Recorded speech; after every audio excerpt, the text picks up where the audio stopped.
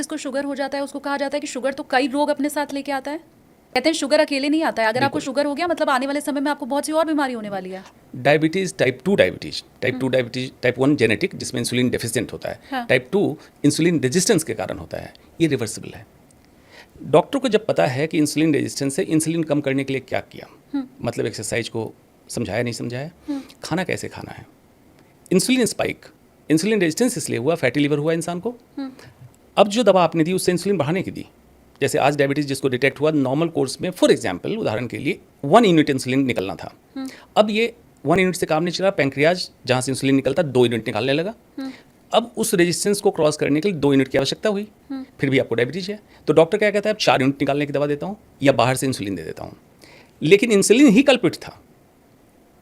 कैसे समझेंगे इसको? ब्लड ग्लूकोज हमारे ब्लड में घूम रहा है, हाँ। ग्लूकोज एक चोर है, उदाहरण के समझाने के लिए चोर है, इससे आपको खतरा था, आपने लैब में टेस्ट कराया, ग्लूकोज बढ़ा है, आप ग्लूकोज कम करने की दवा लेना चाहते थे, लेकिन आपने क्या किया, चोर को ठीक करने के बजाय एक डाकू को सुपारी दी, डाकू है इंसुलिन, कि तुम ज़्यादा संख्या में गन लेके आओ और इसको चोर को भगा लो।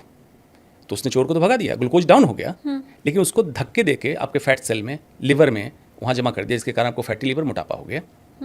लेकिन ये डाकू चोर से ज़्यादा खतरनाक था। इंसुलिन जैसे बढ़ा, फैटी लिवर बढ़ा दिया, हार्ट अटैक का खतरा बढ़ा दिया, हाइपरटेंशन कराएगा, हाँ। और लंबे समय के बाद कैंसर प्रमोटर है इंसुलिन, कैंसर को बढ़ाता है। किसी कारण से आपको कैंसर हुआ, इंसुलिन भी बढ़ा हुआ है, हाँ। कैंसर आपका बढ़ने लगेगा। इसीलिए ग्लूकोज लेस डाइट या नो ग्लूकोज या नो शुगर डाइट कैंसर मरीजों को कहा जाता है।